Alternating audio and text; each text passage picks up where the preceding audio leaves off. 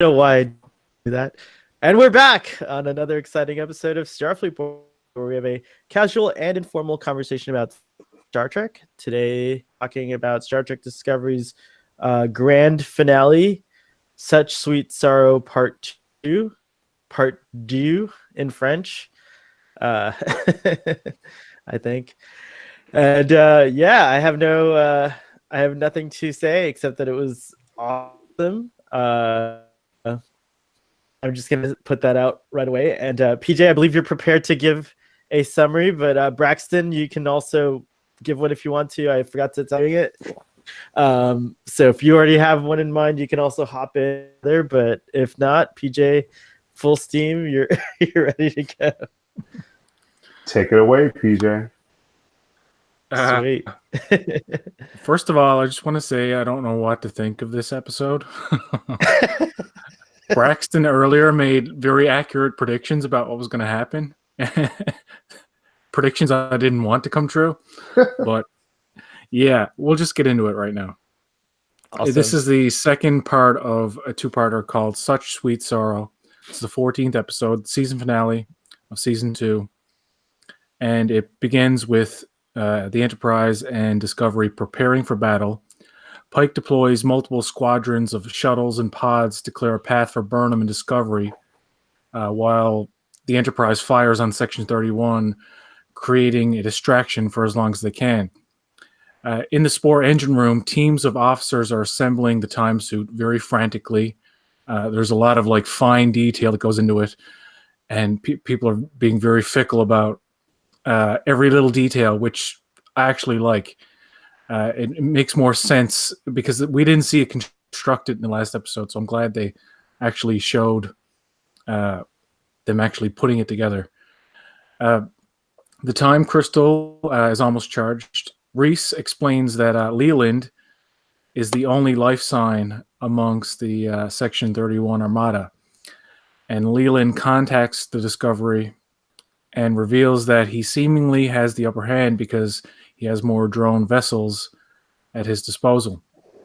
The Enterprise and Discovery battle Section 31 for a bit. The Discovery crew, they rush to get the time crystal to the suit and Michael in the suit.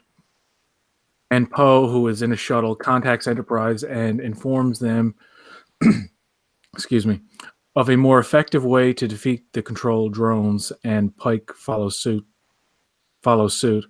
When Control focuses their attention on breaking Discovery shields, the Enterprise gets in between to protect Discovery.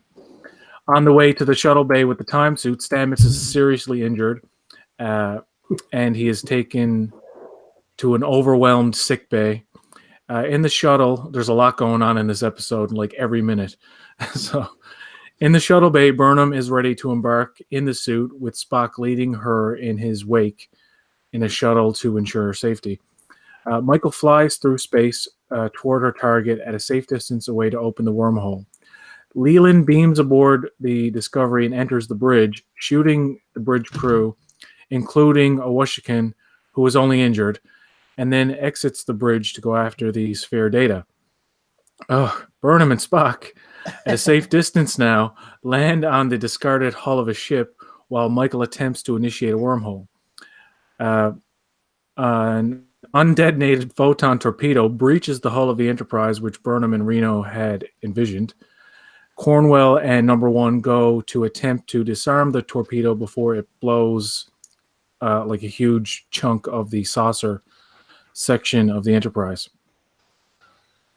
At the moment when Discovery and Enterprise seem doomed, the Klingon cleave ship, the Cloaks, and destroys a control ship. Baul ships appear to help as well, led by Sarana. So the Kelpians are now helping out. And, Sarana is, of course, Saru's sister. Laurel and Tyler communicate with the Enterprise, promising D7s are on their way to help in the battle. Spock then realizes that... Yeah, that was good. Spock then realizes that the 7 signals, presumably created by Michael, were created to eventually create an advantage over Control in the current battle. And Michael seemingly sets the coordinates to travel to where the signals were created to create them. Culber tries to save Stamets. And then Michael creates the wormhole and gets sucked through it. Where she goes on a journey of creating the signals we've seen throughout the season, the 5 out of the 7. Leland is fighting Nan and Giorgio on the Discovery, looking for the data. Shields are down and gravity is failing, which makes for a very interesting 3-way fight. That's presumably done on a rotating set, so that was pretty cool. Number 1 and Admiral Cornwell cannot disarm the torpedo impaled through Discovery or Enterprise's hull, and within 5 minutes to detonation, Cornwell stays behind to try and do what she can. The space battle ensues, where we see the D7s. Michael returns to the present after creating 5 of the 7 signals. Giorgio manages to lock Leland in the spore chamber. It's all cutting back and forth really fast. It is now Pike and Cornwell attempting to disarm the torpedo. Cornwell tells Pike to go and sacrifices herself to seal off the area and detonate the torpedo from within the room, I guess. That was the only part I was not happy with. I did not want Admiral Cornwell to die. But yeah. Anyways, go on. Sorry. I thought as soon as she went down to disarm it, that was the end of her. I knew number I know, one. I know. I didn't think number 1 was going to get killed, but I knew Cornwell was done for. I thought Laurel and Tyler. I thought many more people were going to die in this episode. I'm glad not that many people died. Yeah, it was crazy. Go on. Sorry. Spock's shuttle is damaged and he cannot return to Discovery. So Burnham must say goodbye to him, presumably forever this time. Tilly restores the shields. Spock is transported to the Enterprise. Burnham launches into her jump, creating the 6th signal, which Discovery follows. Giorgio kills Leland by magnetizing the spore drive or something, and laughs very maniacally as he dies. This also neutralizes. By the way, this is what time traveling looks like. Just FYI. Just sorry. All right, go on. Giorgio killing Leland has the head vampire effect. You kill the head vampire and everything else just crumbles. So this apparently neutralizes all of Control. Not a very effective or efficient system Control had there, but anyway. Spock, Pike, Tyler, and number 1 at the end of it all lie and say that the Discovery was blown up, or it blew up. So they have a cover story saying that, and Spock suggests, I don't have this written down, but I just remembered, Spock suggests that all knowledge of whatever Discovery did the past 2 seasons basically should be kept hush-hush, and that's why we can never know about the spore drive and blah, blah, blah. So they wrap all that up in a neat little bow. Which I thought 124. Yeah, it was a nice little. It was a way to wrap it up in just a few lines, right? Yeah. Because I don't really think you needed an. It has. I didn't think you needed a. Yeah, we could dive deeper into it, but I think what you said is totally right. It's like a nice little bow, but it's totally what was, I think, asked for, and it was given, and it was pretty great. Anyways, go on. Well, the very end of it, it's all I think 124 days later. The Enterprise is fully repaired. Spock still waits for the 7th signal. We see Spock in his blue uniform, clean shaven, and he's informed that the 7th signal has appeared in the Beta Quadrant, which I guess is a way of saying that they made it. Everything's okay, I guess. I don't know. And then Enterprise, Burnham was like waiting for Spock to go back on duty to be like, "This is your reward for you for becoming Spock again," and going back on duty. So just say.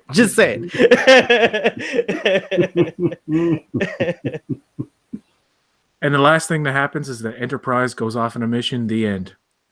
And the way it ends, it's like next season on Star Trek. I know, it's crazy. You know what I mean? I don't know what's gonna happen. Star Trek Discovery can do anything. It's the craziest Star Trek show ever. All right, so that was an awesome summary. It was like really thorough too. I felt like you really went through all the points. I wrote down a couple of notes, and I only have like two things to talk about that you didn't cover in your summary. And one is I love the .7 robots. I think that they're great, and I don't care that they're not canon. So hashtag .7 robots for the win.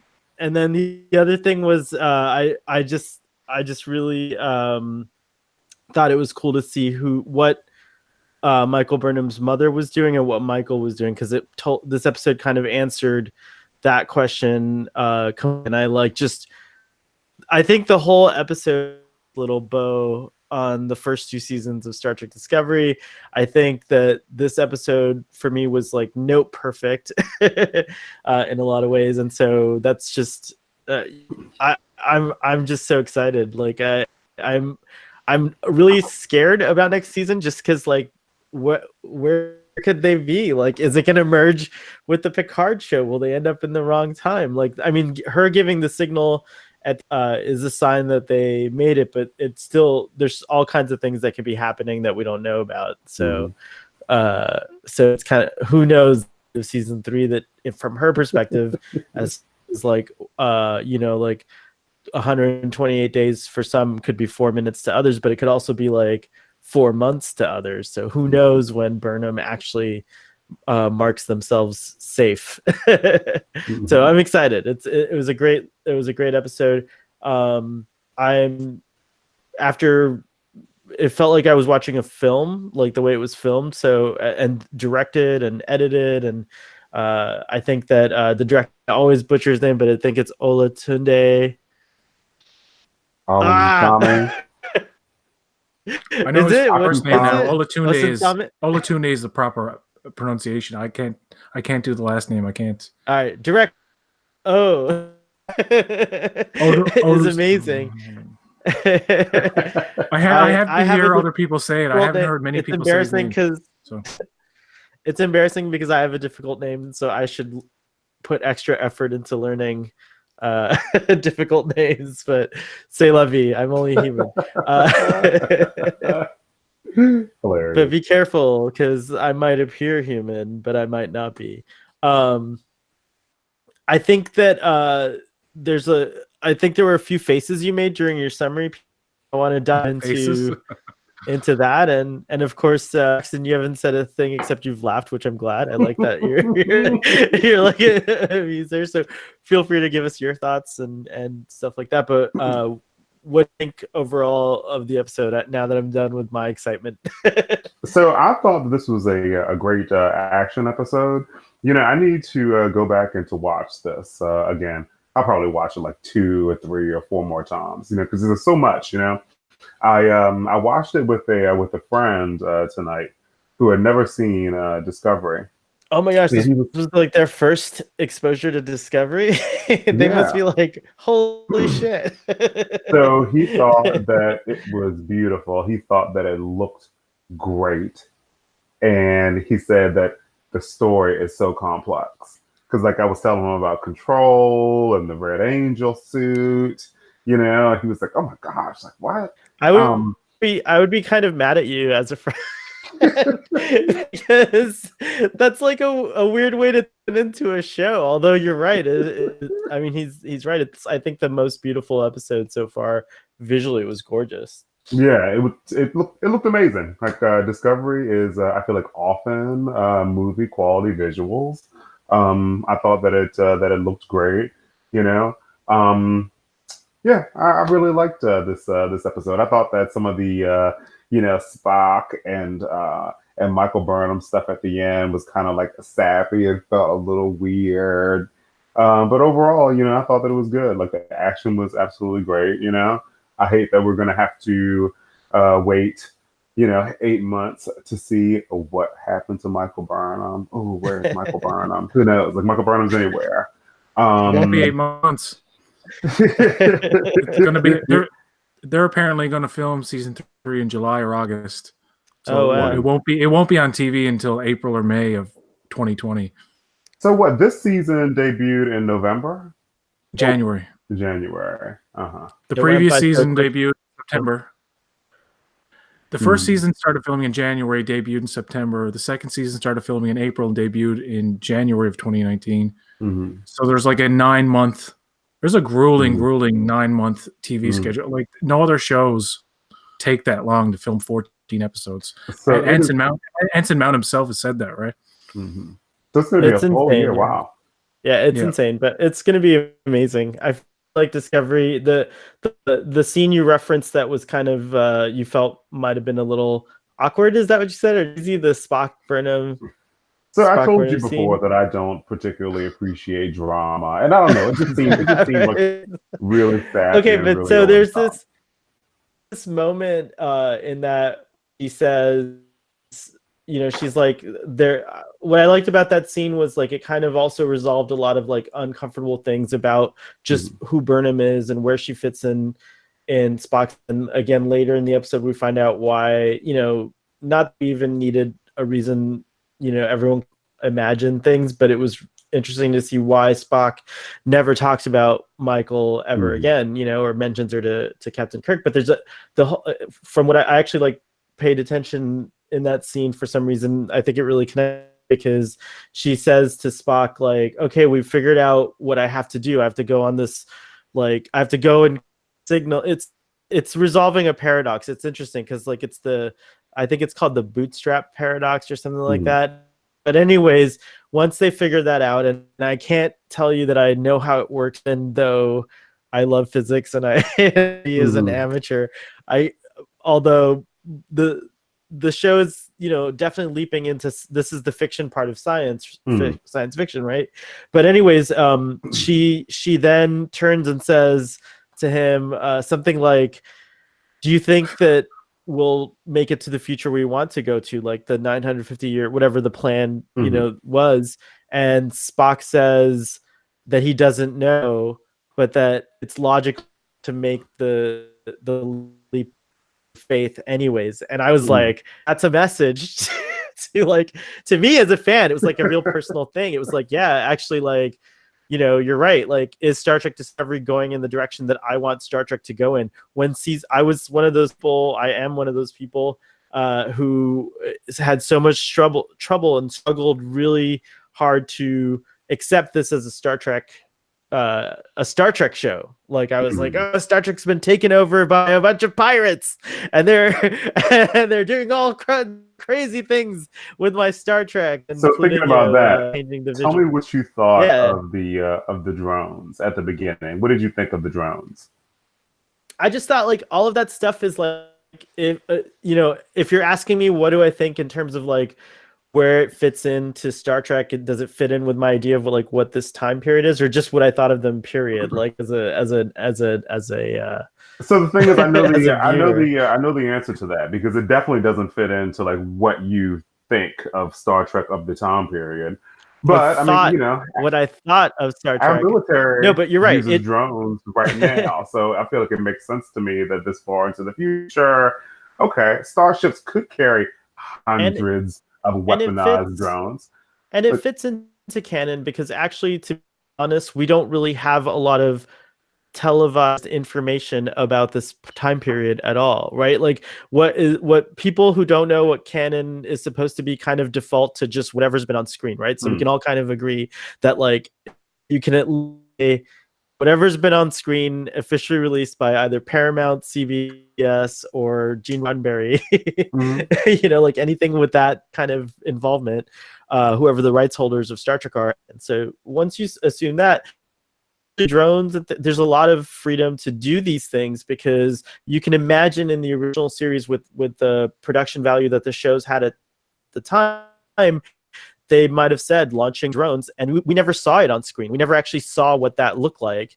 They didn't always do the special effects in the original series. Imagine that there's like similar technology out, you know, the dot 7 robots. That's why I love them so much, because like they're a part of the Enterprise now. They've been introduced into with wheels, little eyes. But there's no reason you can like, making that flex might seem abhorrent to some people at first, but you can't, there's no argument against making that flex, because honestly, there's not enough televised information. There's not enough like canonical information about this time period. You could redo whatever you want. And also to your point, yes, absolutely. Like we can't watch a show that doesn't wow us or amaze us in some way technologically. That is a part of the Star Trek experience in and of itself, is that like, and why it's always good to set your Star Trek shows in the future, because you don't have to have this like argument in your head about does this fit into the time period of Star Trek. So PJ, all what right, did now you think about the I'll drone? get off my soapbox. Yeah, the drones were fine. Visually, when they get blown up in front of the ships, it looks very cool. So Yeah. Dude, so makes sense. there was so much blue lasers. I didn't know I if love the phasers. The phasers in the battle were amazing. so dude, so like I don't know, like I feel like the blue laser shots were just like so static that I couldn't tell like if Discovery was shooting them or if Control was shooting them at Discovery and Enterprise. Like I couldn't tell directionally like where they were going. Like I just felt like I was just seeing like small explosions and like blue I had lines, and it I was had the nuts. same confusion. I definitely had the same confusion at times, like wondering what colors were who, and it looked like red and blue were both Control, right? Like, and so on and so forth. But at the same time, I definitely think that like considering the length of the battle sequence, they probably had to made it in a crunch or whatever. But so I definitely agree there is that confusion, but it didn't like really did it really change did it like bug you enough to be like, oh, I don't think this episode. I thought it was beautiful. I thought they did a good job in presenting us a visual battle, but I don't know. I couldn't tell who was shooting who. I just saw That's a whole true. bunch of explosions. Um, That was definitely true. So next season they'll have to improve. I was hoping for Star Trek 2 kind of, but that's like just two ships, right? Like have a lot of instances in Star Trek with this amount of of just ships like in battle. Like it did feel more like a Star Wars dude, and battle in a then the lot of ways. Section 31 ships, the drones that they had just like came off of the hull. They just like flew off, dude. Like that was Yeah, crazy. those are that definitely looked like something out of Star Trek Nemesis. Like I feel like that's Hmm. something a Romulan should have pulled on Picard. But that battle, aside from those things, like, what did you guys think of like how it was like directed and stuff? And I really enjoyed the back and forth between the Enterprise and the Discovery, and I thought like for me, I really took note of like how it was kind of uh, directed in a way that like almost like had a 60s vibe to it, because Hmm. there was that one scene, for example, where Saru number one and Detmer having a dialogue, Hmm. and it splits the screen and there's like a red stripe in between them, and Yeah. it was also entertaining like like one of the things I expect kind of like from Star Trek is that like there's a good like a nice humor aspect to it, and I thought Hmm. that was entertaining, where like number one's like um I can't understand what you're saying, can you speak English? Like I can't, like, it was like really funny. They were using techno babble before that, so I really like that. So we finally get number one in this episode, like I think fully formed, fully realized. What were your impressions of her, guys? So I thought that Rebecca Romaine was really good. I thought that her face acting was good. I thought that her lines were good as well. Yeah, I thought that she did a really good job. Yeah, she was fine. Just fine. So the only thing that bothered me about her performance is at the end, I when they were like disavowing like knowledge of like what happened to Michael Burnham and stuff, and saying that it blew up. I didn't like just how combative she was. Really, I love that. I thought she was great. I also didn't like how she did not say her name. You know, like why couldn't you say, "Oh, I'm Lieutenant whatever"? Did someone call her Una or something? Well, I think Una, right, is her unofficial name or So something why like didn't that. she say In like, extended "Oh, canon, yeah. I would rather her say, "Oh yeah, I'm Lieutenant Una," rather than say number one. Commander. I mean, the Commander Una, yeah, yeah. I mean, look, number one isn't her name. That's just what Captain Pike calls her. I mean, everyone else isn't on the ship. Do they call her number one? That I don't know. That just seemed weird to me. They tell. I think it's a joke, and I like it's both an inside joke in the show, and then I also think it's like a joke to some of the writers because I think they intentionally never named her or something like that. Mhm. I forget. There's like behind it. I wish I had the knowledge readily available, but I caught on to that vibe. But I also just like it because I think it reminds me of how like I don't think we found out Lieutenant Uhura's first name for like the longest time, and it was like a big What is deal. her I first think name? it's Samara. I think. I didn't know that. Okay. Yeah, I think it's Samara Uhura. Let me Mhm. look it up. Now I have to look it up. It's like one of those things. Like you never get Uhura's first name. You're never What gonna about know. Counselor Troy? For What's her Star What's her Trek. whole name? Her name is Deanna. Oh, Deanna Deanna Troy. Troy. Yeah. Okay. Yeah. Natoya. No, Natoya. Why did I say Samara? no. Not No, you're right. It is Nyota. Nyota. Nyota. Yeah. Who's Nyota? Nyota. I told you, Oh, Nyota's Nyota actually her first Uhura. name. I don't know if Samara is Samara Sulu's kid. I don't know. I squished two characters together, but it is Nyota. Nyota Uhura Hmm. Nyota, which is a pretty cool name, and Mm-hmm. no one knew about it until was it? When did you find it? When did we find out? Was it like it was in the 2009 Star Trek, right? I don't think it was known before then. But anyways, Very it might have been interesting. known in books. Oh, I really liked the scene where Michael was Michael and Spock there, like leaving the Discovery's shuttle bay. I like how Michael like crouched down like a runner, and then she took off. You Yeah, know, that's cool. and then they got to what like uh, was that some debris that they were on? What Yeah, like it was. what? It looked like the hull of one of the ships, the Section 31 ships that they landed Yeah. on, like a piece of that. So they got to Um, that, and I really yeah, that liked was a how great mhm, scene. she was like doing her calculations. She was like, "Crap, none of this is working. It's not working." And then Spock kind of talks her through it. I liked that. That was very cool. What did you guys think of the time travel sequence? Like how it was visualized? Visually, yeah, it looked cool. It just I can't wrap my head around it. It's like you ever see Bill and Ted's Excellent Adventure? Where they solve all their problems by saying, I'll just go back in time and like plant the key to the door. Mhm. And then they reach in the bush and there's the key. But they got to make sure Right, that they do go back in Mhm. time to do that thing. But if they don't, what the hell right, happens? It's Maybe like we it's should right. say. just Mhm. it's What's weird. that? Oh no, I was going to say maybe we should save this for the end. But so it seemed like okay, so they were going to go forward in time to keep keep the data away from control. But then doesn't it seem like Giorgio killed like all the control things?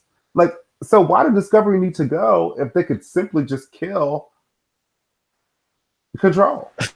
Uh, Wow, I would you I would that's a you good maybe have point. Does that happen before they go through the hole or no way? Yeah.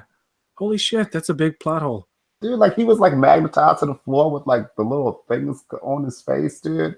And then like all I the think that I think the only way I can answer that is that like they probably don't really know for sure if control is gone. They know that Leland is disabled, the control ships are gone, but mm, like the actual control system that's in that mm, starbase mm, that's like, mm, waiting to get smarter or whatever, it mm. might still be It there. still And so I exists, think yeah, that like that's why they went ahead with the with the plan. mission anyway. But but it's true. Like I don't know.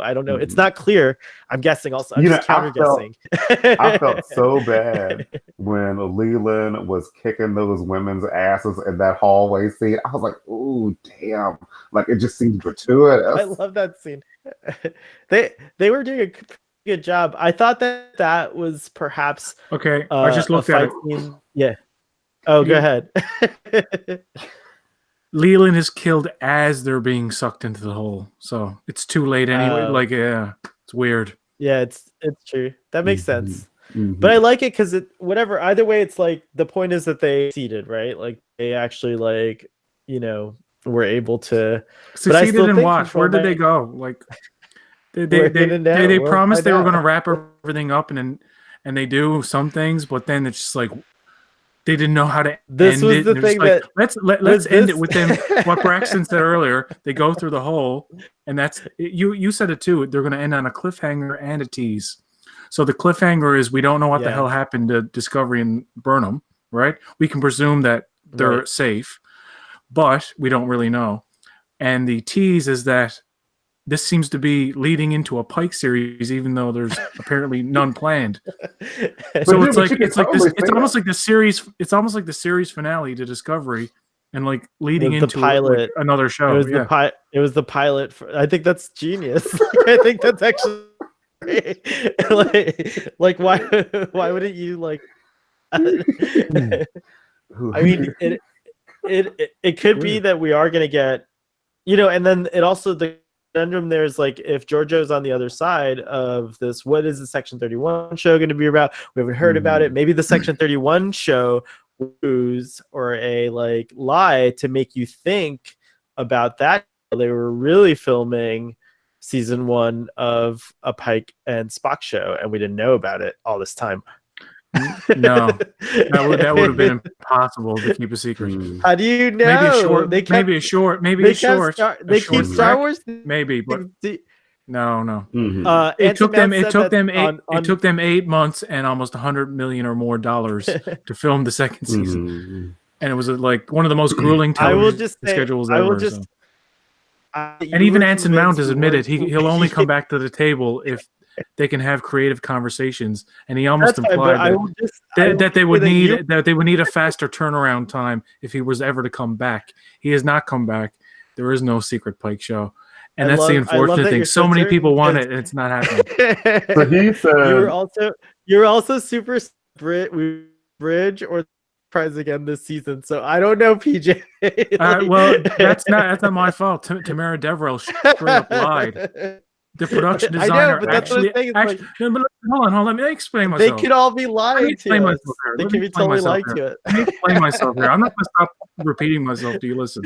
Okay, go. Tamara Deverell, the production designer behind this show, went out of her way to lie and said she had no involvement in building a bridge, the Enterprise bridge. Then she came out months later and said, "Yeah, I did all this. I did this and that." And it was like, 4 months ago, you said you hadn't.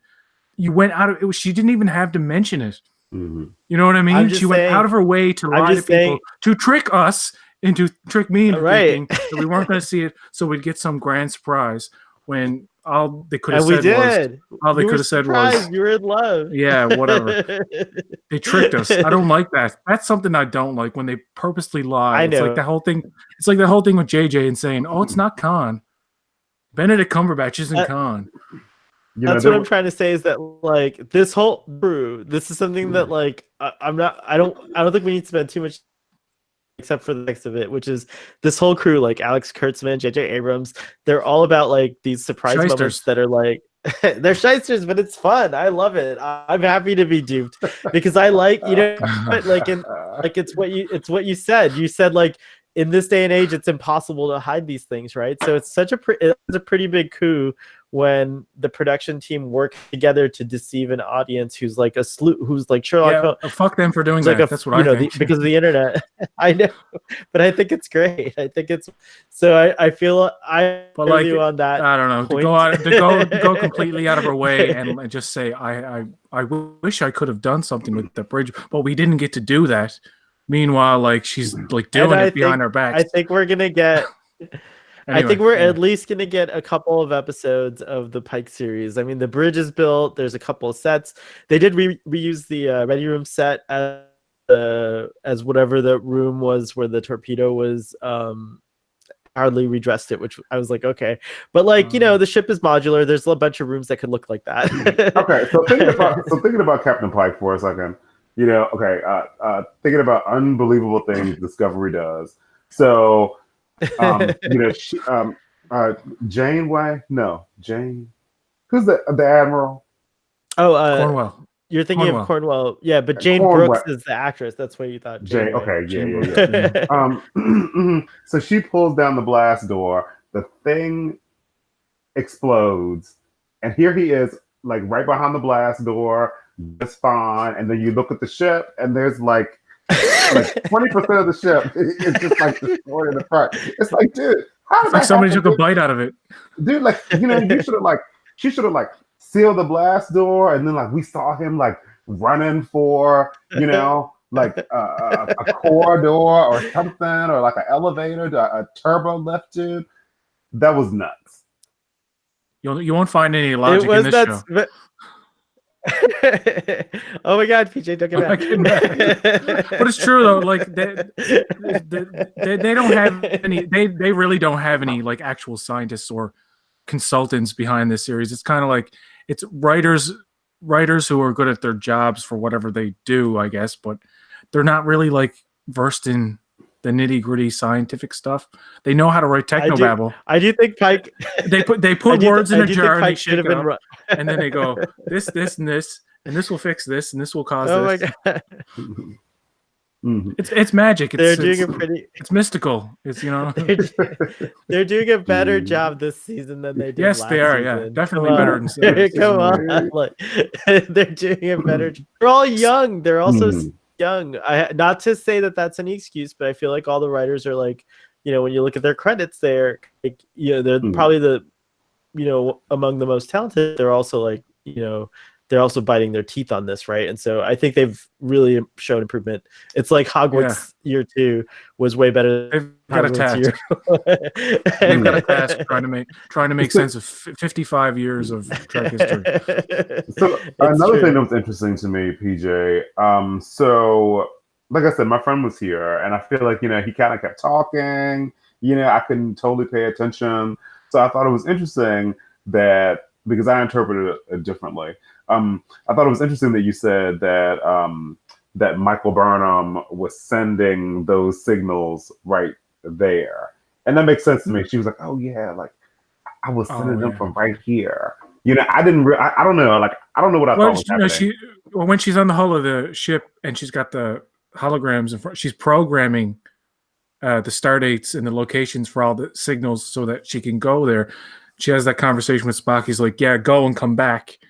Like, go and send the 5 signals that you are aware of, and come back." And then when she comes back, she figures out, okay, the sixth signal is going to be the one that is the one where Discovery is going to follow me into the hole. I don't really know why she has to make the red signal if Discovery's like right there. But anyway, and then the 7th one is at the end. I think it's because, and also Braxton, I think it's because the time crystal and the suit itself was blocked from going into the future. Like she couldn't actually there was something blocking it from those coordinates. It wasn't until she set the previous signals that they closed the loop on them that the crystal opened up to the future. So they resolved the paradox, and that's gonna kind of bend your mind thinking when you start thinking about it, because we're not fourth. The only way to understand this is from the fourth. Like if you were a fourth dimensional being, you could totally be like, oh yeah, I get it. I don't know what accent fourth dimensional beings have, but they're like, oh yeah. Well, the writers aren't fourth dimensional beings. Dude, that's why I gotta watch this another couple of times. Q would be like, oh yeah, no big deal. But yeah, I think that's why then when she comes back, she can travel, because they close the close the loop. They close the paradox, and then now it's like anything can happen from this point on because you fulfilled the criteria. That's the whole thing of paradox, is like you have to be able to make yourself be viable to be able to like do whatever you're going to do next, right? So Yeah. Michael had to create the circumstances, and then she knew what to do because she before there's two Michaels that we watch come together in this episode. We're seeing the Michael that's traveling slowly through the time period of this episode that doesn't know anything, who's seeing the red signal. Oh no. We lost Actually him. going to set the signals. Oh, sorry. you're back. Section 31 doesn't want me to talk. Am I back? Yeah. Section 31 doesn't want me to talk about time travel, and probably our audience doesn't either. So it's probably a good thing that I'm not going down that rabbit hole. No pun intended. You mentioned the like the gravity fight, like the Leland thing. Like I thought it was interesting how like when he came on the board, the actual bridge, who actually really sucked. He wasn't as good as Michael's time vision. Like I was like Giorgio totally dodged it, like you know. But I wonder if any of that came from like he gives up right Michael, away. He gives up in 2 seconds. He comes down and he shoots the totally, Wishicon in the totally shoulder, not like and then he backs out again. So here's the thing. Yeah. So I thought that too, but I was like, oh well, maybe he like, you know, came onto the bridge because he needed access to the bridge to like go down like another corridor. Maybe that wasn't the one that he came in. Yeah. You know? Yeah. Because I was like, oh, like why didn't he go there first? Either way, but no, I feel like that room where the sphere data was just off of the bridge. So he had to go to the bridge to get there. Right. But what I'm saying is in Michael's time vision, like he's just like a perfect shot. He comes in and like totally murders everyone in like just, you know, one fell swoop. And then in the actual reality of it, because of the way time changed, I'm saying like maybe because Burnham wasn't even there, just totally went about differently. And it was interesting that he saw as a shot. He was like he wasn't nowhere near as he was in the time vision. Also I think it is interesting, like that the main, you know, like this was totally obvious, but it's like the whole main crew went to the future. Like it's just kind of, I think it's one of those moments where like you have to. Also, it's just funny. It's like, how did that happen? Like even Culber ends up back on the ship because he. What's that? Before we leave this scene, I just wanted to say, how is it that when you're in a battle, why doesn't everyone on the bridge have a phaser? And then second, I thought that when Leland burst in and Saru was like, you know, like hiding behind the captain's chair, dude, like it was so funny. Like he's so like tall and big, and he's like trying to like cower behind the captain's chair. Dude. Oh, I thought that was so funny, dude. I didn't notice that. I have to look at that the next time. That's pretty funny. I do think that like also why don't they have just like containment fields that can automatically imprison the person who's on the bridge? Like if all of these guns are linked to a computer, why be like a state of grace, so to speak, so that like a phase even be armed on a starship without, you know, like, or whatever, you know, like there's all kinds of questions like about that. But I guess it all always chalks up to like, you know, sometimes circumventing the security systems. That's what you have to do. Right. Yeah. But c'est la vie. It's true. I think it would have been just as exciting if they locked Leland up in containment field and he broke out. It would have been fun to see a scene like that too. And those poor women that got sucked through the airlock. Those poor things. What? Dude. Oh, I was gonna say about the fight with Giorgio and Leland. I do love that Michelle Yeoh's like a pretty awesome fight performer. It's actually like, yeah, martial arts performer. It's really fun to watch her, you know, do these fight scenes. And I thought that this one was insane. Like what you were talking about with the turning. They explain, you know, they. Did anybody think Giorgio and Nan died when the two crewmen got sucked out of the? I was like, oh my god, they just died. Then they were there again. I was like, oh, where did they come from? The people that just got sucked out of the hole in the fucking ship. What happened? Dude. You know what I'm saying? Do you remember that? Wait, repeat. Could you repeat? Because you like kind of faded out. Okay. the scene where they're fighting in that corridor, a hole is blasted through the hole, right? Right. And two people get sucked out. Right. I thought that was Giorgio and Nan. And I was like, oh my God, they just died. And then they were right there. And I was like, wait a second. Oh, Where did dude, those two people poor come women, from? dude. I think You this notice how show- Leland's like, women, shut up or something. He's Oh yeah, that was he's kind of weird. Specifically calling them women. He's like, shut up. That was kind of weird. So that's like a critique that a lot of people have for Star Trek Discovery, is that there's these overt kind of social commentaries and stuff like that. But the thing is, Like, that wasn't a man talking to them. That was Control talking to them. So maybe that's why. So Control was like, "Oh, you women." I like that you're so technical about it. I think he could have just easily have just said shut I could up. see a Ferengi saying that like would've been females fine, be but- quiet or something, but like Control saying like just signaling them out as out their gender is weird. It was Control is a Yeah, misogynistic computer. What it hates more than sentient life is women. It's just... So I guess there was no it's Borg true. connection here, right? It turns out there was no Borg I don't. connection. I don't seem think like there it. was, and I don't think there was. I think that the tech was similar because maybe future control, or whatever the data the sphere had that Control was able to get a hold of, had information about that kind of technology. But so it might have been like inspired from Borg technology, but I don't think it's origins of the Borg. And I'm really glad about that, because I don't think that, like, I was kind of waiting to like, I was hoping that they wouldn't do it. You know, Mm-hmm.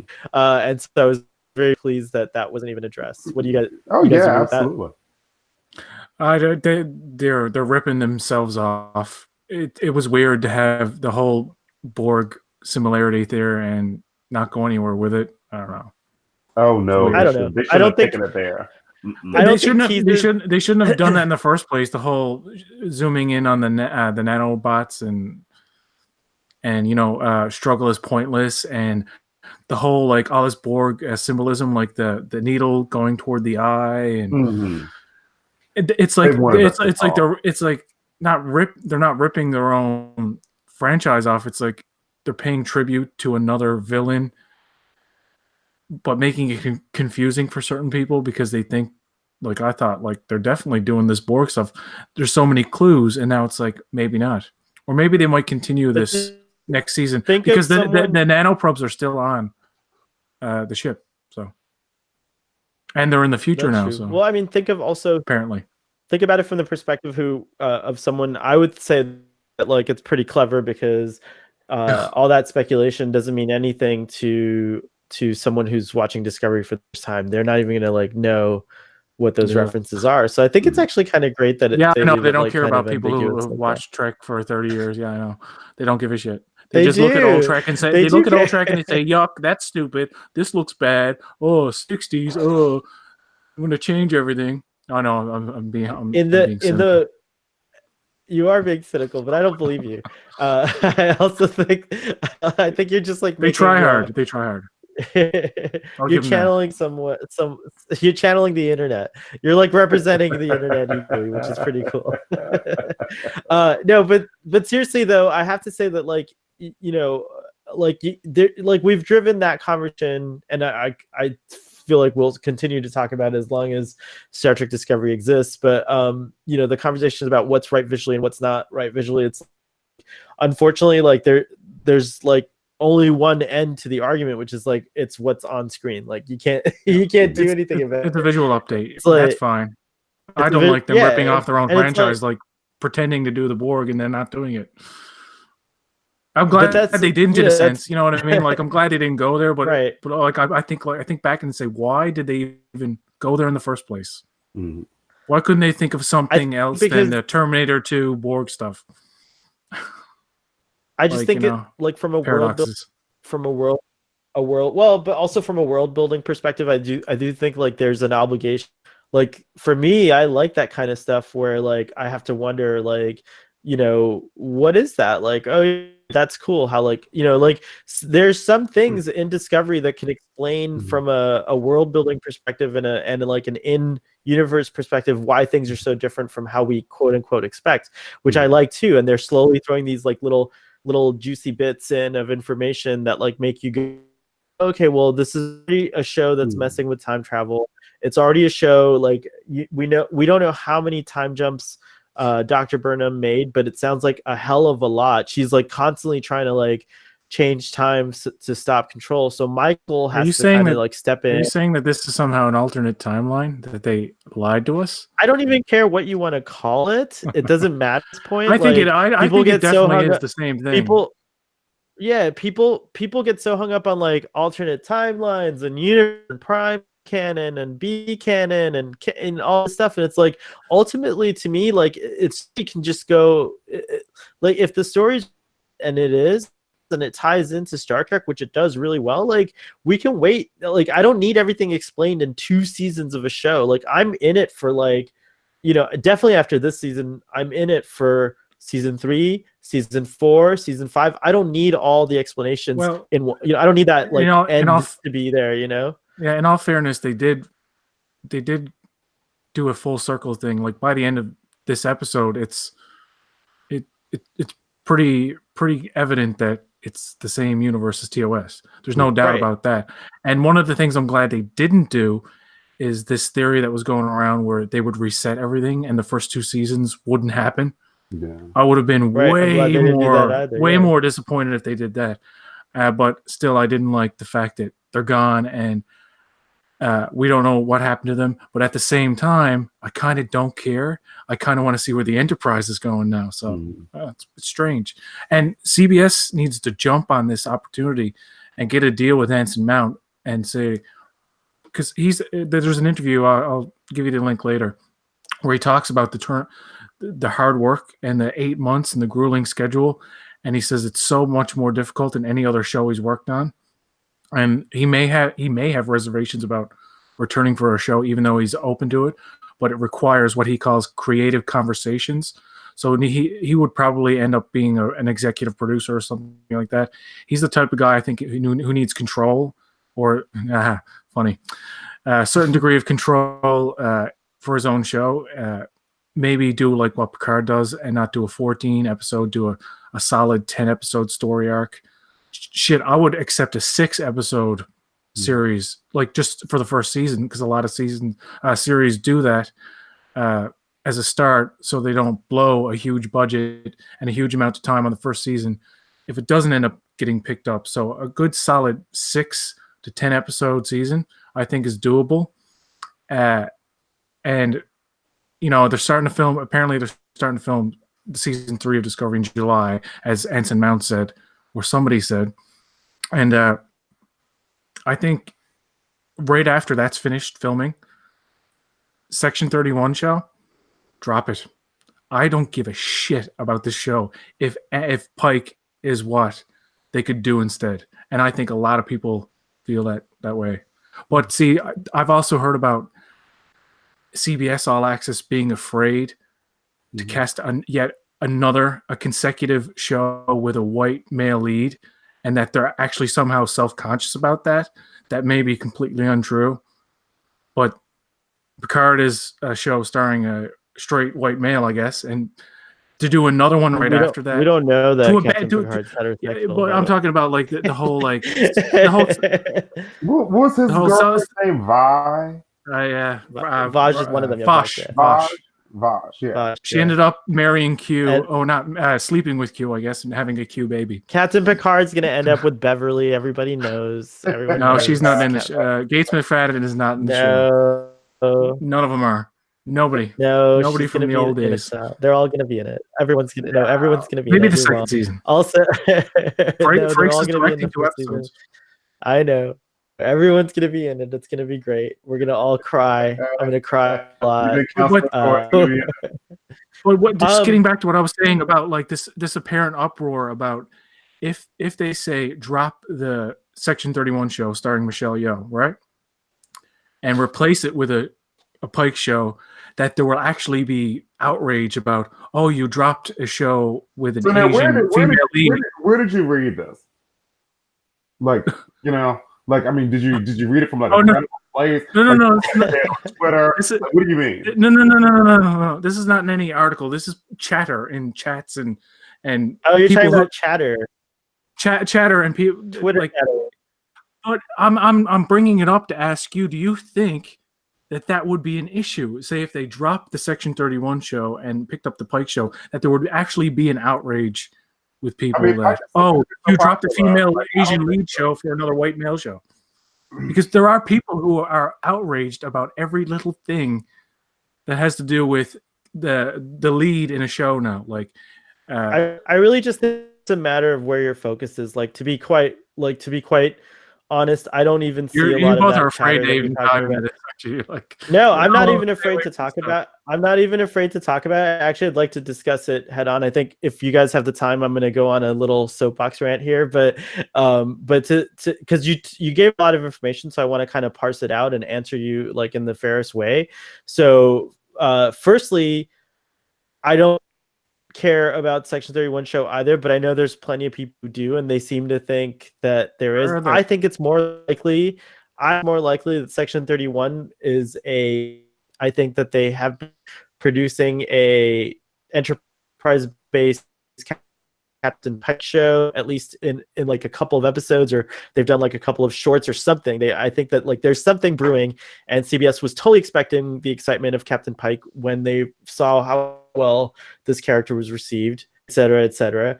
I don't think CBS is thinking on a public level, like sharing, like I don't think we are privy to what goes on in the board, but I guarantee you discussions about the lead and what race they are happen. That's part of life in general today. Like that's decisions in our lives in general, and I think that's good. The job of Discovery because they were self-conscious about too many white males directing the series. That's a fact. That might be the case, but that's okay, because you know what? Like it's just a little bit oversensitive. I think it's better to be oversensitive than it is to be not sensitive at all, because you're less likely to fail in terms of like presenting as fair a vision as possible. I think it's great to have these discussions. I don't like having them because I have no control over Star Trek. To me, I'm happy with I don't care that Michael Burnham's a female. I don't care that Captain Pike's a white male. I just like those characters. I like how they are, and in the context of Star Trek itself, in the future that's presented, also no one cares. So yes, in real life today, our society cares about that stuff, and I guarantee you things are happening at sea. I don't really want to know what those discussions are like. The only thing I care about is the end result. Is it depicting a future where there's inclusion, where there's like an honest portrayal of what different races are, what the different races are like in a society, and that's all I care about is delivering. I don't see anything concerning race coming from the show. The things that might be a little divisive are things that are like gender politics and like like attitudes, even like there are certain attitudes that are rewarded and there are certain attitudes that are punished, and I think that's great because that's how you learn. We don't want to live in a society where we eliminate and kill people who are not like us, and to see it once in a while in a show, to see an asshole get their own or get their comeuppance, I think is wonderful. I thought that what was Rekha Sharma's character in season 1, the commander, Landry, thank you. Yeah. Landry was a total who got what she deserved. She was the same exact character as the guy who died in the beginning of this season. God. But people followed the internet's joie de vivre. No one cared that Landry died. But people were in a tizzy that a male guy was asshole. I think I just try not to worry about that. I think that it's the behavior that they're after. It doesn't matter if it's in a male body, a female body, an Andorian body, a Klingon body, or a Ferengi body. It's just this kind of character that we're like, don't be that way. I can't believe that we have been talking for an hour. I know. We went into a rabbit hole. that anyone has said Klingons. Dude, I love seeing Laurel tonight. Yes. I loved her lines. Oh, this is a good day to die. I thought that her armor was really beautiful, I thought it was Yep. really cool that they brought in that Klingon like huge ship that just like comes through and just like destroys things by just like running into it, Thought that was really cool. Blink and you miss it, dude. So I did not really notice the D7. Yeah, they were there for 1 second. You did blink and you missed it, dude. Like I didn't even notice the D7. I have to admit, I did rewind. Yeah, they were pretty cool looking. There was that thing that you said about where the phaser's coming from and where's all the like, they were firing photon torpedoes way too fast. Mhm. Like, whatever. Oh, and I love people like bouncing around the bridge. Like my friend was like, "Oh wow, like look at him, like like they're like, yeah." I really enjoyed that, dude. I thought that was awesome. Yeah, I have to be clear about something here. I have to be very clear about something. I'm not talking about me being oversensitive about who they cast and what role and what show. I was just talking about chatter on the internet, and we got into a whole thing about it, right? I'm not. Right. I don't care if who's in the lead in any show. And getting back to Landry and Connolly in the show, assholes who die because they're jerks. That's not Star Trek. That's JJ stuff. It's like that guy in the 2009 version, the red shirt. Yeah, he was a red shirt. You knew he was going to die anyway. But the fact that he was like arrogant and like very overzealous, and it's like you laughed when he died. I laughed when Landry died, and I laughed when Connolly died. But it's not because he was mansplaining. I don't think it was because he was a jerk and he deserved to die. I don't like that in Star Trek. I don't like presenting somebody who's a flawed character and then they get killed and we're supposed to cheer. We're supposed to cheer that they died. I don't like that. That's all I want to say. It's true. I see where it's true that overall, I think Trek rehabilitates those kinds of characters and kills them off. They'll always be like, "You're an asshole and you shouldn't be one," and this is why, and so on and so forth. But you're right. But like, I don't know if Star Trek is trying to lust or a blood count that's a part of TV nowadays. But it's like, I do think that like it's a weird satisfaction when you see carnage on like TV, and so why not just let it be the asshole characters that die? I don't want I didn't like at all that Admiral Cornwell died this episode. Like I really liked her character. Yeah, the noble characters sacrifice themselves. That's the thing. Well, that's a good thing, I guess. It's true. No, that's true. It's true. But like I do think that like yes, there is a blatant message being sent. But I don't mind. I think it's great. I think kids need to learn not to be assholes, and like the more reinforcement they get, or you'll die. You'll die. Exactly. No, and when you think about it in real life, assholes they do die. Like so, I mean, like the biggest assholes always die. So like, try not to be one. Like it's just kind of a simple. In real life, the bad people get everything, and the good people get nothing. True, lots of. I'm just being cynical. I'm sorry. I think it's great that you're, because it's good to think about these things. I'm controversial. Like, I do think that it's important. Okay. No. I'm more controversial. I'm trying to be edgy. Can we just talk about this episode, PJ? Can we stop talking about the internet? Oh yeah. The D7s for the 2.5 seconds that we saw them were fantastic. Laurel looked good. Wait, and there was a Klingon on the bridge of that ship that actually looked really good. Oh yeah, that was true. Are you talking about the dude at the console? Or are you talking about Laurel? Yeah, he reminded me of the guy from the dude at the console. He reminded me of the guy from Star Trek 3 who forgot to feed the dog and he gets blasted away. Was he wearing the more traditional armor too? I didn't catch it. I can't remember. I only saw it the one time, but he looked pretty good. I don't remember what the armor looked like, but yeah, I thought that Laurel and the dude at the console looked really good. I was like, yeah, that bridge looked more like a looking good. Sorry, I didn't mean to curse. That bridge looked more like TNG than anything else we've seen so far. So, or it had a very Klingonish design. The kind that we're used to, I guess. It Really it reminded me of the motion picture, also kind of Yeah. like that kind of approach Yeah. too. I just wish they Yeah, that was played the cool. music. I thought I know what they played her theme though, which da na na na na, but which music is was very good which is tonight. yeah, the music was amazing. But wait, one quick thing, I do agree that the little bit of the Klingons we got was cool. It was super predictable though. I think that we all knew the Klingons were coming, like especially since Ash left, like we knew he was going to get the fleet. I think it was interesting that you had the 3 or 4 D7s, but then you had the cleaver ship, like, and it came and just kind of like helped kind of like change the tide of the battle for a second. So that was cool. I was a little disappointed that no Starfleet ships came to the rescue, because Sarek also left the ship and could have totally gone back to the Very good point. Federation. So I was like really sad, and I was hoping that we would see that. The Baul, the Kelpian fighters was a total surprise to me. I don't know about you guys, but I thought that was unexpected. And I actually for a second thought, what, the Baul are here? Like maybe, and I thought that might have been also cool if like the Baul were fighting on behalf of the Kelpians, because that could have shown that there was like some kind of progress between the two of those species. So do you think the Kelpians overtook the Baul, and the Baul are like very submissive now and they're prisoners? That's what I'm a little scared that they go crazy when they get Kelpian... the Vahari or whatever, right? They get really dominant and yeah, everything.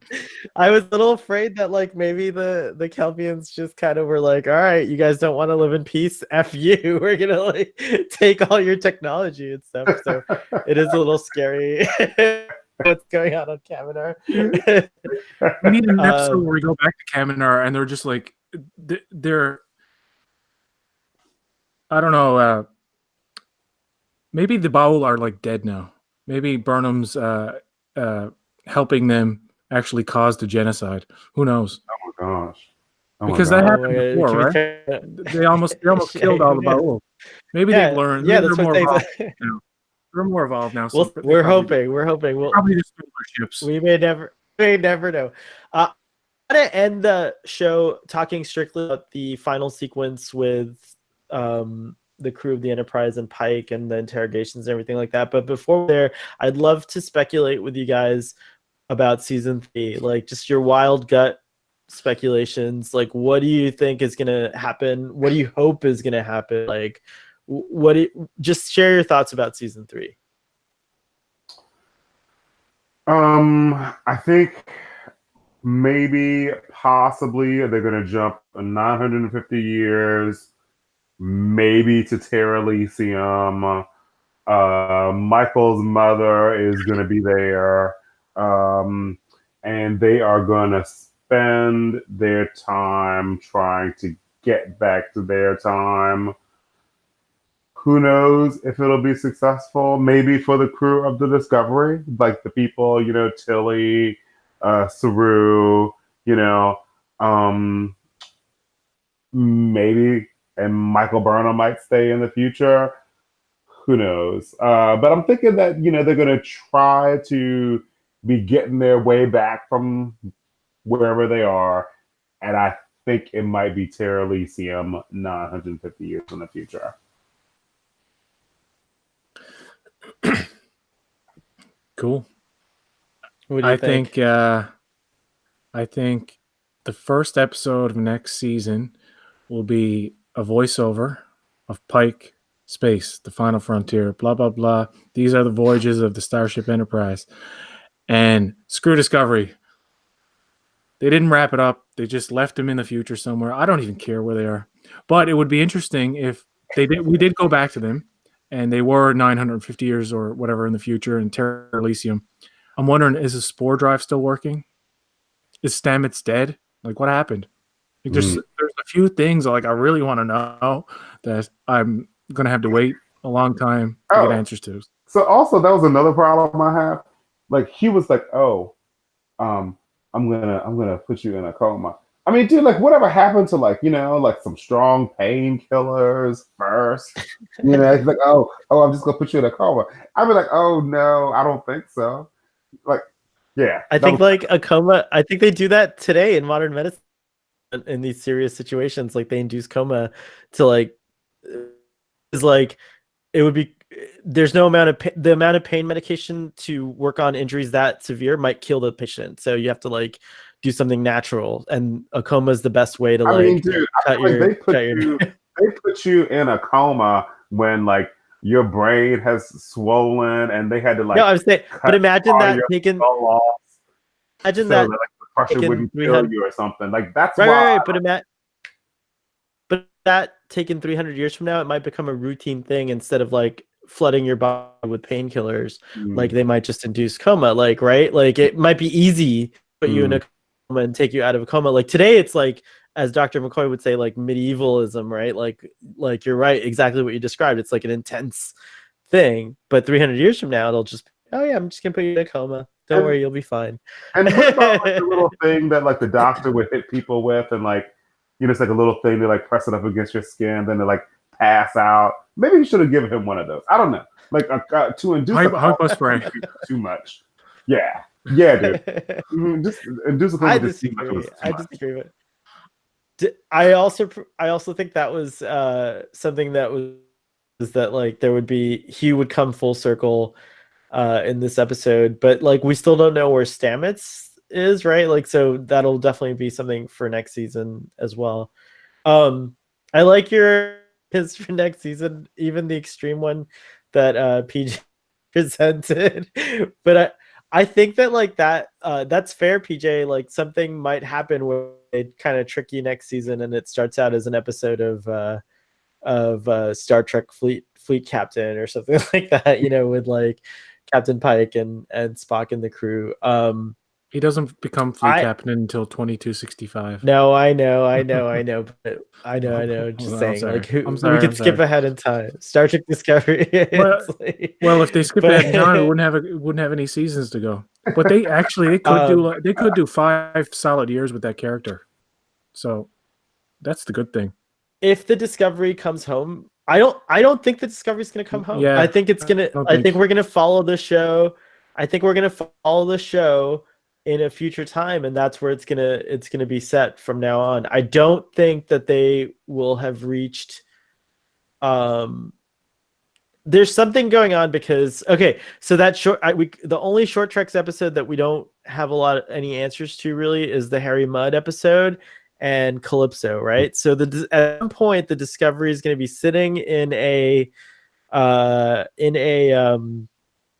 ion storm waiting for her crew, and we all thought the crew maybe abandoned her like 1,000 years ago and they were never going to return, right? But what if the crew abandoned her in whatever time period they're actually in, because that's where Discovery is. Then Calypso, the ship has been there for that amount of time. The crew has been gone for that many years. It's been in that one spot. But I think that's going to lead into like the actual very end of the series if they have one planned. Predictions about season 3, it's going to be like the new Voyager. Like they're in a place where they don't know and they're actually discovering things now. Right. Imagine that. They discovered things and it can actually be a Trek show where we discover most of what we've never seen before. Like there may be some familiar aliens here and there, but most of it is going to be completely new, and that can be a great thing as well. And you could also introduce technology if they're all the way in the Gamma Quadrant 950 years in the future. You could introduce all kinds of things then that nobody could argue against in terms of continuity. And probably by the end of the 3rd season, they return. And by the end of the 4th season, I'm going to getting really ahead here, but that's when they have to abandon it in that ion storm area for however many years. And the actual end of the show is them having to leave the ship in that spot. That might be interesting. That is interesting. Yeah. Unless they completely abandon Calypso as any kind of continuity, and which I wouldn't mind if they did. I mean, I don't care. Mm-hmm. I'm glad they incorporated the 2 short treks into the season. That was pretty cool. And it was pretty cool. What's her name? Poe is on the ship now, so Poe's going to be in the 3rd. She's on the Discovery. Yeah. Oh, great! Yeah, I think she was in the shuttle, I don't know if she got back to the Discovery I or don't. if she went to I the didn't get the Enterprise. impression that she. I didn't get the impression she went Did back, she but I have to die? watch it again. I gotta watch it again. I gotta watch No, it. I she can't. definitely didn't die. There are literally 2,500 shots of just space stuff alone in this episode. It's just a lot. Yeah, it was pretty crazy. I really loved the homage to the wormhole in Star Trek: The Motion Picture when they were like going through the time portal wormhole. That like they were kind of like bleeding back into themselves. I thought that was pretty. It had cool. vibes of 2001 as well. And it also felt like 2001: A Space Odyssey. In fact, I want to wear my Google virtual. It's this thing where you can put your phone, and it's like a virtual reality, like a cardboard virtual reality thing, and watch that scene where it's like nothing else but like that in front of me. It might be pretty awesome. Oh, very cool. And then at the end, you're like, try it. Yeah, it's really cool. You're seeing yourself. You're seeing yourself as an old man. It's true. It's true. I'd love to do that. Actually, can I mention something about that scene in 2001? That inspired the scene with Anson Mount and seeing himself in the future. That was inspired by the scene in 2001 where he sees himself as an old man. He said that in an interview. Anson Mount. I gotta send you the link to that interview. I'll put it in the link in this video if you want. It's a recent interview. Awesome. That'd be awesome. We should. By the way, you elevated the show. PJ, thank you. You included these like awesome timestamps that people can skip right to if they want to, which is very cool. So I did that for one, but what happens is when you go back, like they're not accurate anymore. Like I went back and checked them, and like they're a few seconds off now. I was like, how does that work? But anyway, I don't know. You know why? Because the video keeps. I don't know. It's like a weird processing thing. Yeah. Like I think so. Like sections appear suddenly out of magic. So audience, that means you have to watch this episode several times and get through our crazy discussion. Braxton and PJ talk about the final sequence and the Enterprise being rebuilt and all that stuff. To me, that was just like huge fan service. It was like really, I think they nailed it. It was like note perfect. I loved it. And I just really, again, it did definitely make my mouth water for a Star Trek with the Enterprise in its set in this pastime. And I have to say that like, I like this bridge and this reimagining of better than the 2009 Star Trek, which I really loved as a reimagining. But I think this is a little more faithful to. It's closer. You can imagine in those blurry scenes where they like the character and the background's completely blurred. It could be the original series sometimes. You know what I mean? Like, oh, here we go. To say something for it to be. Yeah. That was an amazing reveal when Spock comes on the bridge, when he sits at his council. They have the cool, rotating disc thing from like the original series, and like he has his like eyepiece thing that PJ was just pantomiming, and like he sits down and it's just perfect. It's just beautiful. Like it was just like such a nice gift, and so. I just can't help but be in love completely with that kind of stuff. That shit is like totally up my alley. I'm sorry. I'm one of those people, I have to say. But what were your thoughts, critiques on that, or thoughts, and like and then I guess we'll close it up and give our ratings. Well, I can't really contribute anything more than what you said about the Enterprise. Like it looked great. It was I thought the new rebuilt Enterprise just looked fantastic. Spock looked great, clean shaven in his uniform. Bridge looked fantastic. Just like you said, it probably is, real fan servicey, but I thought it was beautiful. I thought that it looked great. Yeah, the Enterprise stuff is the best fan service that they've given us in this show. And Pike being the main part of that too, right? Like he's hands down the best addition to the show, and he's leaving, and the second season ends with them going off on a mission. I mean, if they're not hinting at a friggin' Pike show, man, what are they doing? Or even a Pike TV movie or a short film. I'm not saying that they've done that yet. I'm saying if it happens, I don't believe they probably chatted about it or something like that, but I don't think anything's set in stone yet.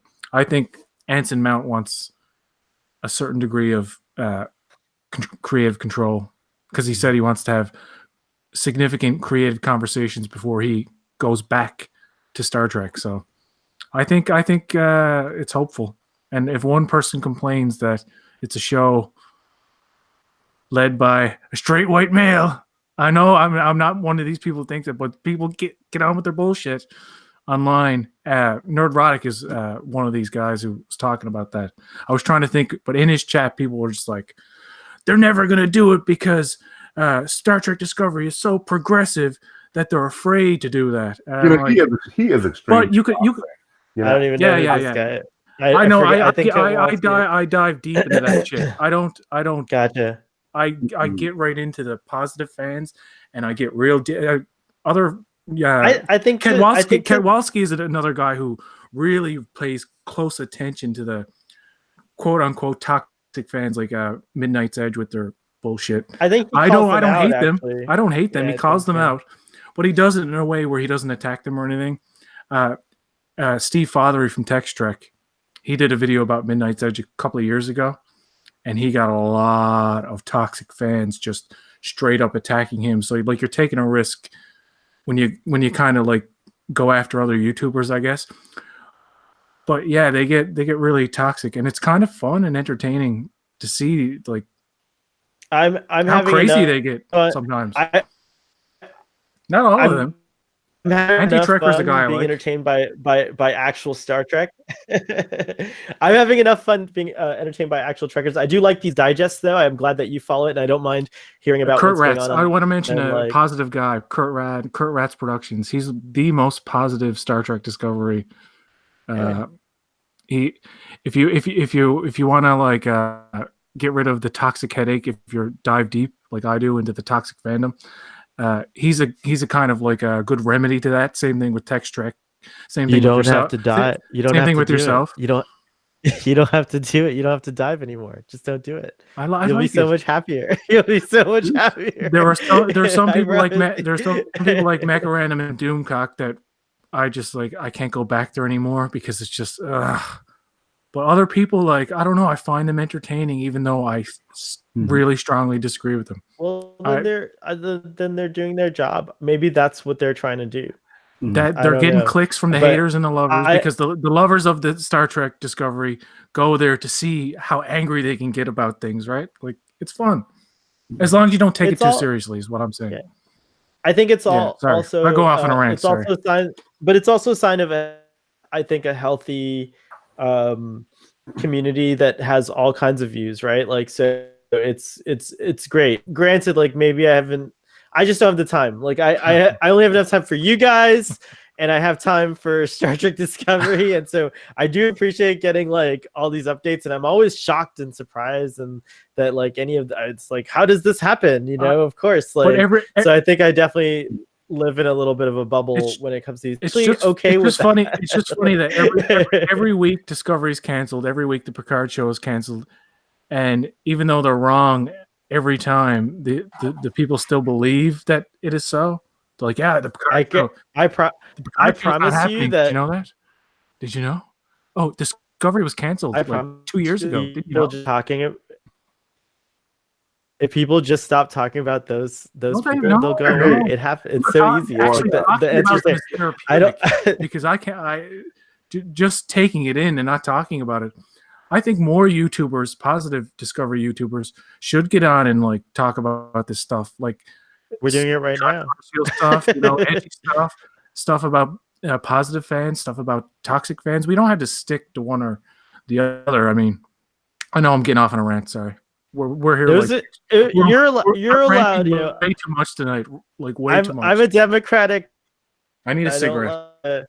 You're a Democratic socialist like AOC. I'm a Democratic show host. I don't mind. I don't mind us going far out. In fact, Braxton, if you want to stand on a soapbox, I'm sweating right now. I'm sweating. No. I would just no. Let's all. I don't like controversial topics.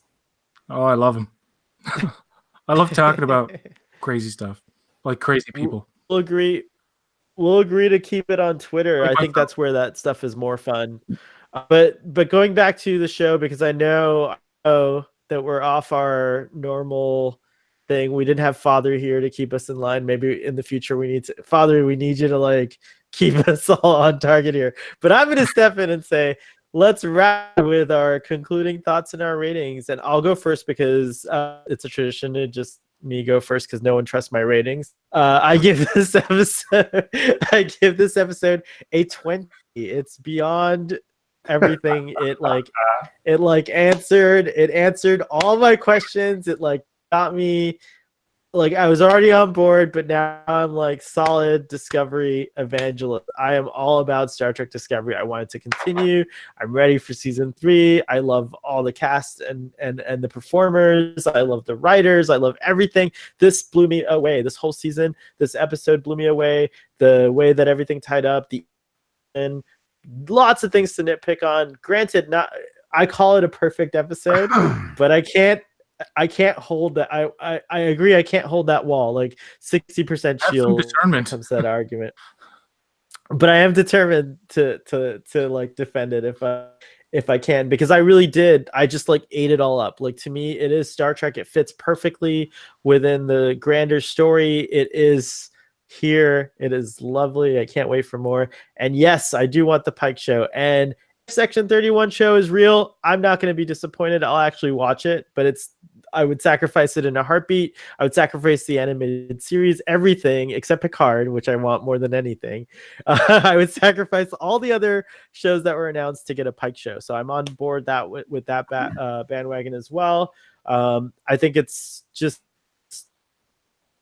a great time to be a Star Trek lover, person who enjoys the show. I think if you're new to Star Trek Discovery is a great show to get into Star Trek, a show that you will not be disappointed in from the perspective of special effects, story, all those things.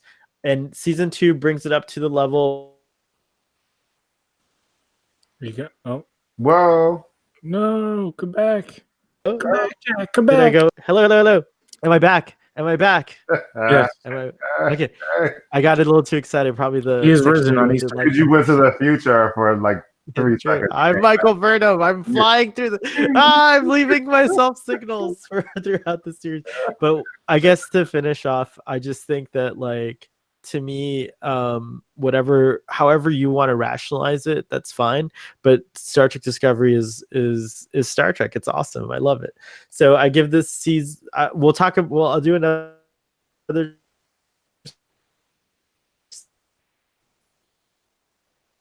Dude, PJ, it just might be me. No. Finished off, dude. You cut off again. All right. You guys know my rating, and you got 20. the gist of how I feel about it, right? Like, so off to you. Next, whoever wants to go next. Go ahead, PJ. This wasn't a very satisfying conclusion, but it was a great series finale. Leading into another series. No. I'd give it a 7.5 out of 10. I would have gave it an 8 or a 9, except I just wanted to know where the hell they went, and I know the writers just don't know yet.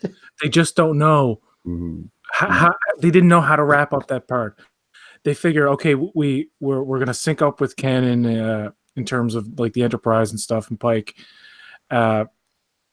We're going to see the D7s. We're going to figure out who created the signals. That's all fine and good. I like that they wrapped that up. I like that they didn't reset the timeline, like that theory that was going around. Space battles were really cool. It's just so fast. Like you really got to like watch that whole thing.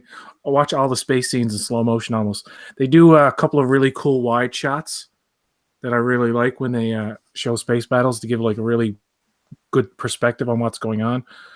But they're not exactly great at showing you what's going on within the action. And the whole battle was pretty much just the backdrop of this entire episode. The main focus was what was happening inside the ship and what Michael Burnham and Spock were doing. So that was handled well. It was well directed. I just take a few points away for it not being as satisfying as I would have liked it to be. But I did like that whole end scene where the Enterprise goes off. I'm hammering this home like I don't care about what happens to Discovery, but if they do something really cool and clever in season 3, I'm totally on board. Like I said earlier, that I would be done with the show. That if it ended this way.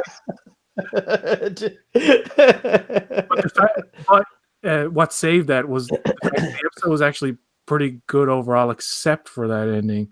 So I can't really. Discovery's a show like I can nitpick, like to the high heavens. I can just say a whole bunch of negative stuff about it, but at the same time, I can never bring myself to really dislike or hate it because there's so much good about it. You know what I mean? I like the characters.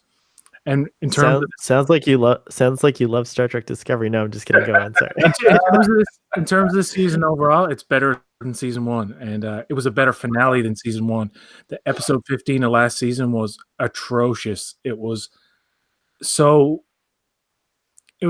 probably one of the worst episodes of the series, and they kind of made up for it with this 2-parter. And to go back now and watch 2 parts of Such Sweet Sorrow is pretty much like watching a movie. So that's going to be cool to go back and actually watch the 2 parts back to back, because I didn't watch the last episode before I watched this one. So I'm going to go back and watch both. So in terms of an overall part 1 and part 2, maybe an 8, but just that second half, 7.5. I know I went off. I talked too much. Wow. Sorry. No, I like the detail. I'm going to just upgrade your rating to a 7.5 then. That's fine.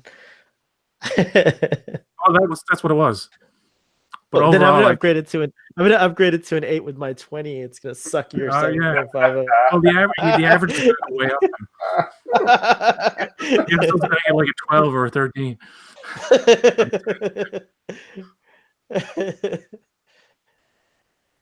Braxton, finish it off. So for me, this episode gets a 9. I enjoyed it much more than the last episode. So maybe after this episode, like watching the previous one, part 1 will feel better to me. It'll like make more sense. But I thought the action was fantastic. I loved the Klingons. I thought that Michael Burnham's suit was really cool.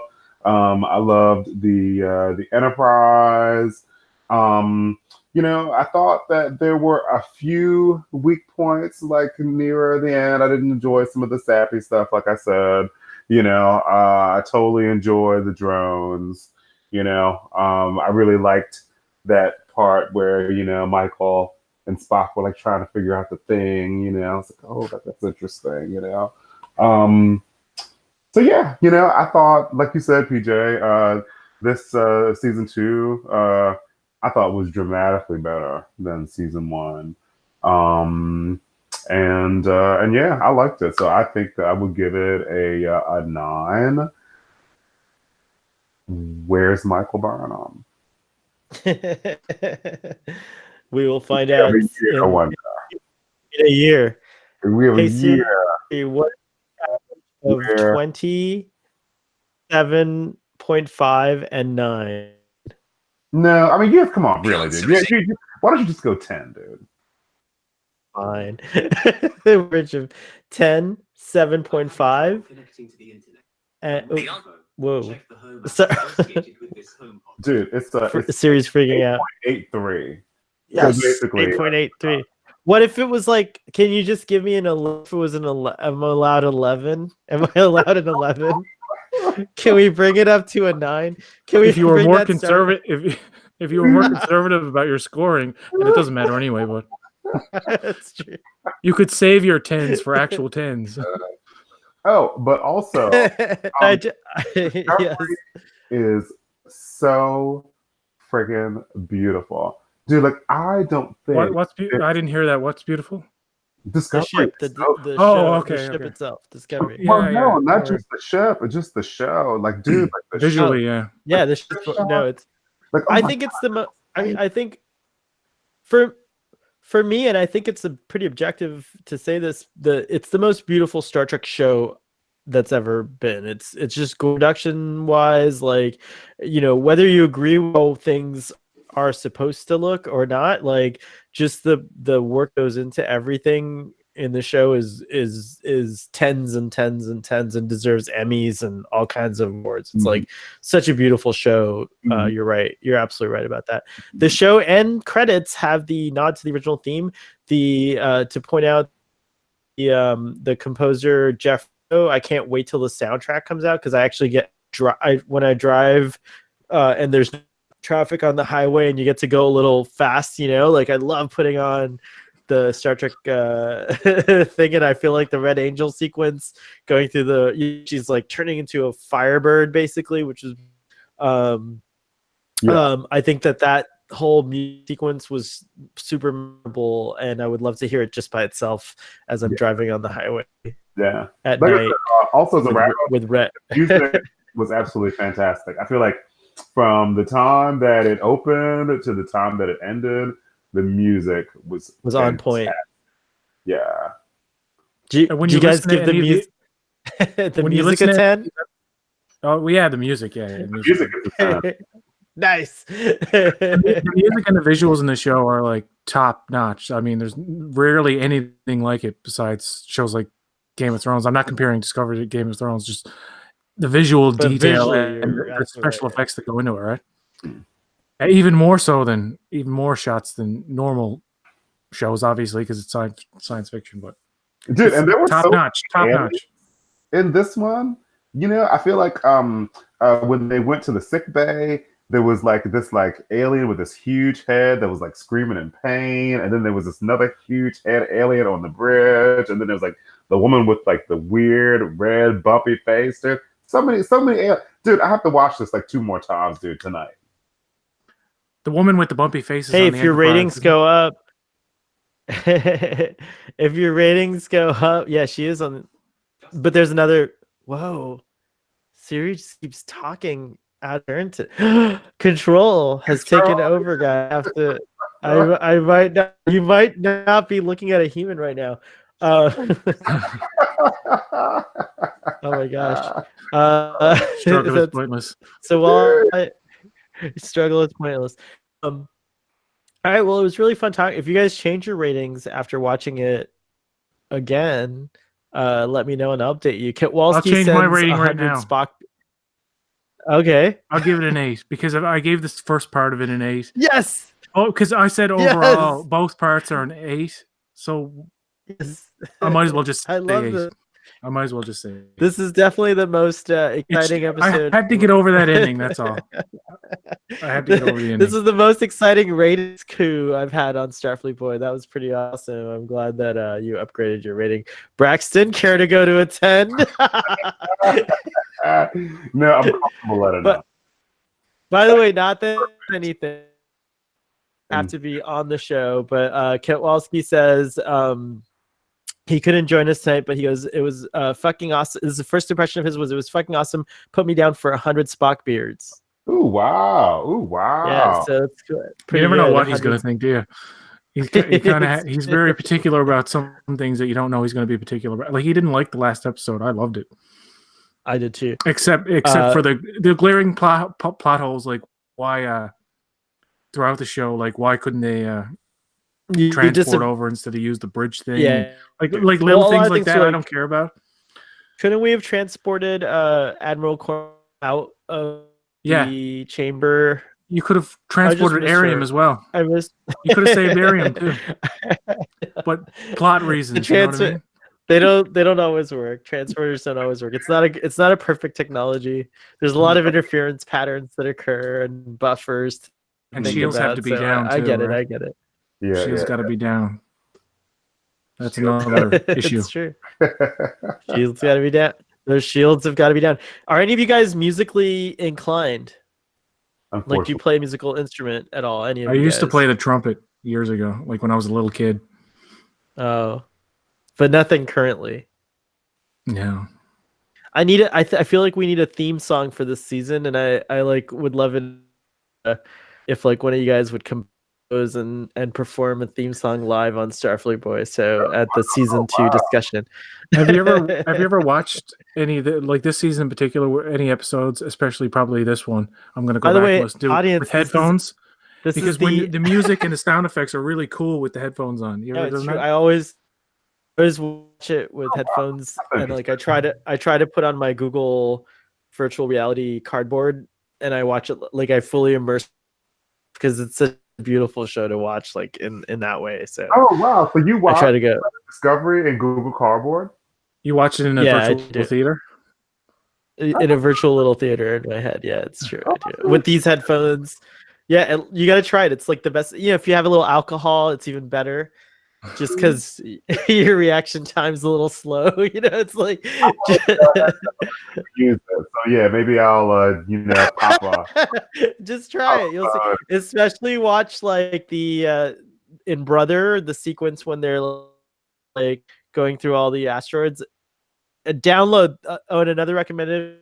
See this like you're allowed to download the episodes like the crispest, clearest it could possibly be. Yeah. I recommend you download the episode onto your phone before you watch it so that it's like not, you know, it's just like perfect. Yeah. I can watch my TV with my headphones. There's an extension cord I have and I literally plug it into the back. And that's a lot of times when I watch Discovery, I watch it like that because I like hearing the sound effects are way better and the music like stands out more than just hearing it on your TV speakers. Audience, if you made it this far and we really oh my god, we've been an hour and a half. Have to go to bed too, but I want to let you guys in on something. This is a Starfleet Boy personal moment. Today I went to the doctor to get like, you know, like get some antibiotics for it and stuff like that, but they also noticed that my eardrums were compacted because I've been using Q-tips wrong. Do you guys know you're not supposed to like stick them in and like swirl them around?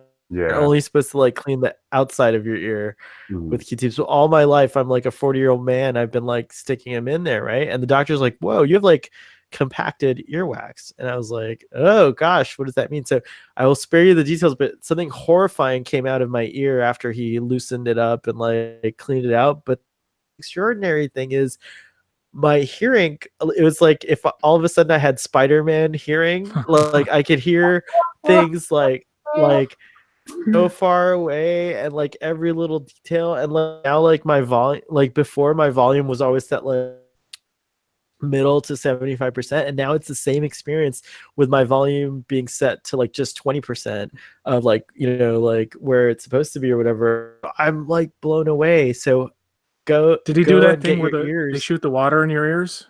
Yeah, they like totally I had to get that done when I was a kid because I did the same thing. I pushed all the wax into my head. I didn't know. The doctor's like, the doctor didn't even like tell me it was gonna hurt. He just stuck it in there, and I was like, ah. I was only a little kid. I was like crying and stuff like a little baby. My doctor he put a softener in first, and then he just irrigating, and it was like it felt like my ears were in a spa. But the most extraordinary thing is like I could hear echoes and things like it was. Mine was nuts, painful. like what you hear. Mine was extremely painful. That was back in like 1990.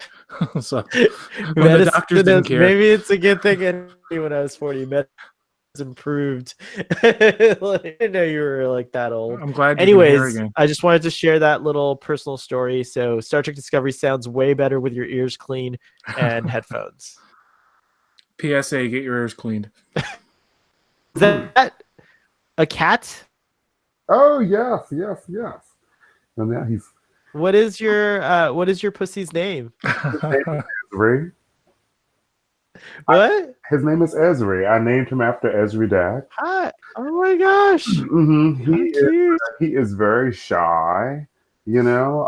And when I think of Ezri Dax, I think of like somebody who, like, you know, when she got to the show, you know, like she was shy, but then like she found her strength, you know. And he's very much that. Like he's 3, but he's still very timid. But he's a very sweet cat. He's a very good cat. And his sister is named Ahsoka. I named her after Ahsoka. Yeah. Look at me, dude. Super nerd, dude. All right. Well, I think that's a good place to end the episode on is having met your cat. So now Arthur has a virtual friend, which is pretty cool. All right, guys. Thanks for this awesome discussion. I think overall the feeling is pretty mutual that season 2 is better than season 1, and that just this episode delivered more than it failed. So I think that's pretty cool. And I look forward to talking about more Star Trek with you guys. And next time we get gathered together, it'll probably be in a group, hopefully, where we talk about season 2. So I look forward to talking to you guys about that. So go ahead and promote your various things, please, before we sign off. I'm just on Twitter at Leviathan026. And I post about Star Trek stuff. And I like to interact with the Star Trek community there. So, hit me up if you're a Star Trek person. Yes. You can find me on Twitter at PJ's Channel 1, or on YouTube at PJ's Channel, or Botrek, where I talk about Trek stuff once every 18 months. No, well, not very often. The next video I want to do is the second part of talking about the second half of Discovery Season 2. I don't know if the first one I did with Fathery and Sean from Trek on the Tube. So I'd like to do another one if you guys want to come do that. I was going to do it tomorrow if I have Totally time. down. And Yep. that should be fun. My Friday nights are... I won't go off on a tangent about trolls and deep diving into troll territory and all this. I promise. I went off on a big rant today. I think we should do that on your channel, not mine. I think it's great. I'm gonna bring it. I'm gonna go on a tangent. I'm totally gonna bring it up. No, I'm just kidding. I'm sorry if I made anybody feel uncomfortable by talking about. You did not. Talking about internet chatter. I honestly think that it's awesome you brought it up. But I think that it's also awesome that you can see there are others that just don't even have a clue. I engage in their chats, and if I'm like mad about something in Discovery, I'll get like sympathy for them for the things I'm upset about. But then I'll say something positive, and they're like, "Wait, what are you?" You're really confused. Feel free to start adding me into these conversations. I'd love to also get involved. So, think of it as the Klingons. I'm avoiding Anyways, YouTube chats because of Avenger spoilers. So I'm going to stay away from that for a while. Gotcha. You know way more about the internet than I do. I'm so excited about that. Anyways, thank you guys. Go check out everyone's. Also, just a shout out to Ketwalski, Trek on the Tube, guys, who is so generous and does all the artwork for our channel. And you can also check us out. I'll be continuing to catch up on the podcast feed. I'm way behind, but now that Discovery's over, I can start publishing these audios to the audio feed for those of you who care. So go check out Drunk Space 9. It's only available on audio, and I'm about to publish a bunch of those as well. So look forward to seeing everyone next time, and live long and prosper until then. And as Spock is so fond of saying, there are always possibilities, and I look forward to all of them.